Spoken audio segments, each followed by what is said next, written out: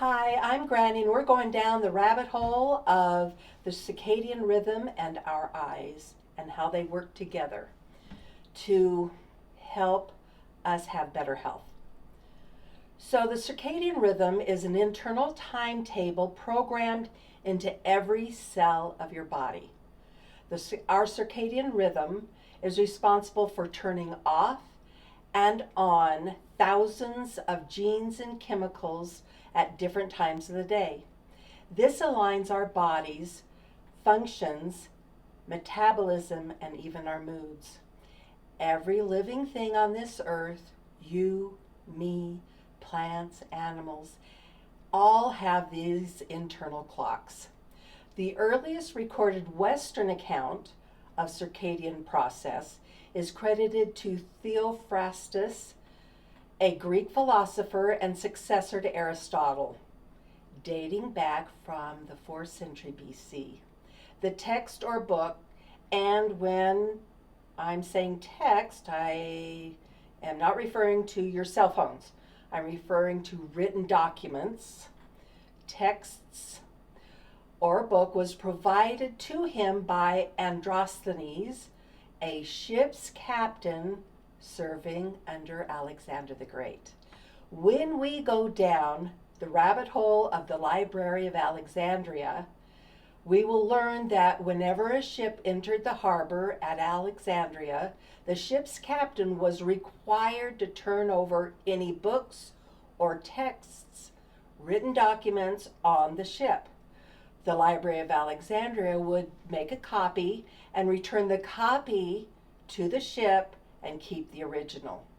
In his book, Inquiry into Plants, Theophrastus described a tree, and I'm quoting, a tree with many leaves like the rose, and that this closes at night, but opens at sunrise, and by noon is completely unfolded, and at evening again it closes by degrees and remains shut at night.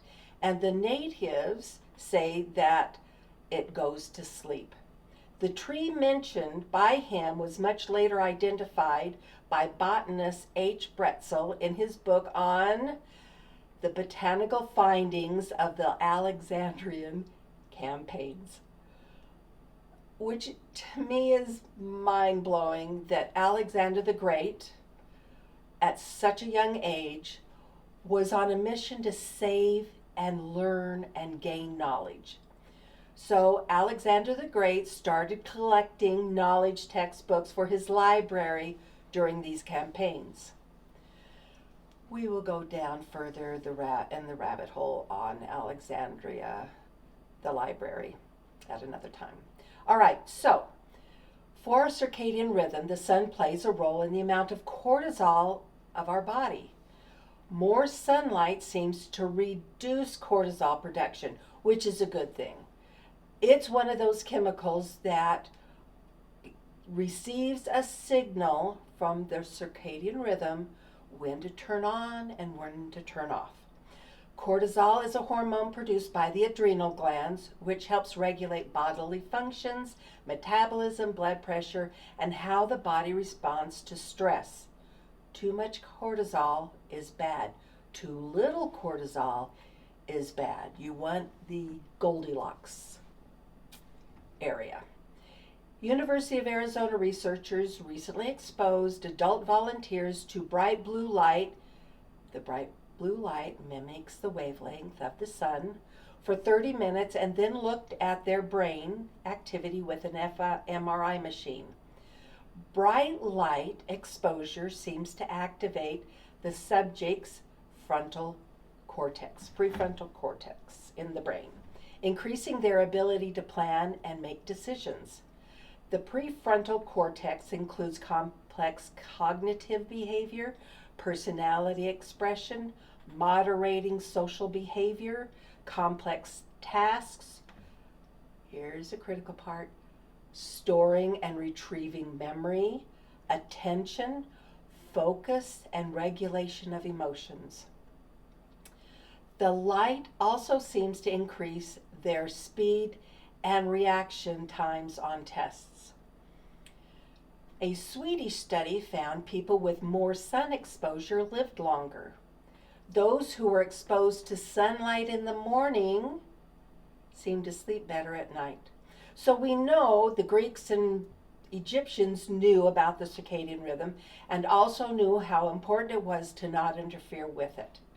According to the National Institute of General Medical Sciences, chronic disruptions of circadian rhythm is believed to cause problems including, but not limited to, fatigue, insomnia, diabetes, obesity, even dementia, going down that rabbit hole sometime, and weight gain.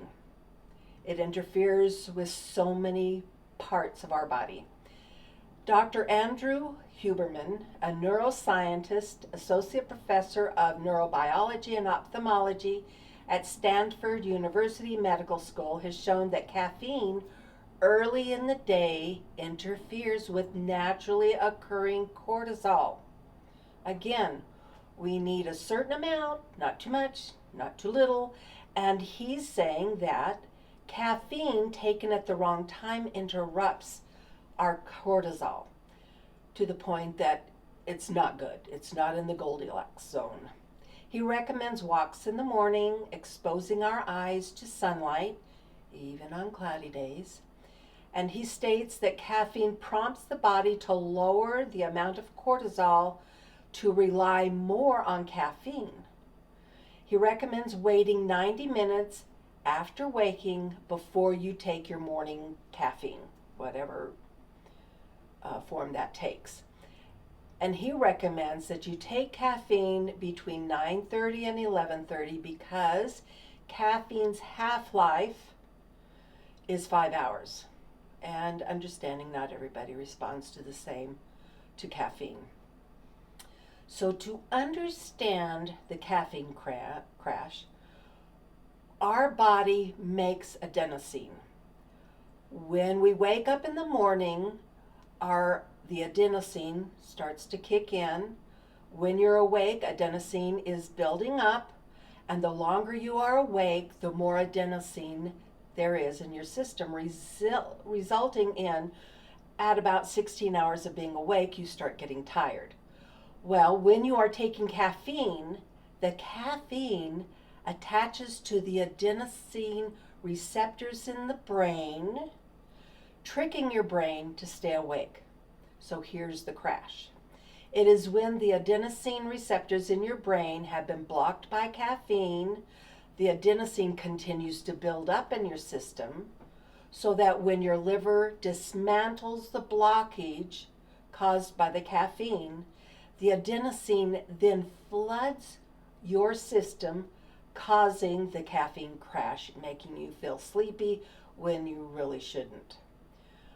Also, if you aren't sleeping at least 7 hours a night and you are using caffeine, then the body hasn't had a chance of clearing out all of the adenosine, making you wake up still tired. Scientists have learned through experiments that the average circadian rhythm is around 24 hours and 15 minutes. So understanding our circadian rhythm will help us make adjustments to improve the health of our bodies. And light is key to making these adjustments. Light is the major synchronizer of our circadian rhythm, which is why we're recommended to go outside and expose our eyes to light, because artificial light is not the same as sunlight. Sunlight has different properties that spark different chemical reactions in our bodies and our brains. So, how does the circadian rhythm affect people who are blind? What is that? How about people living in the Arctic Circle when the sun is hardly up at all, or like on the winter solstice, there is no sun at all. It's dark. So what happens then? Join me next time when Granny goes down the rabbit hole of circadian rhythm and our eyes, where we learn more about how to keep a healthy circadian rhythm so that we have a healthier body. Thank you. Please like and share. I appreciate you joining me.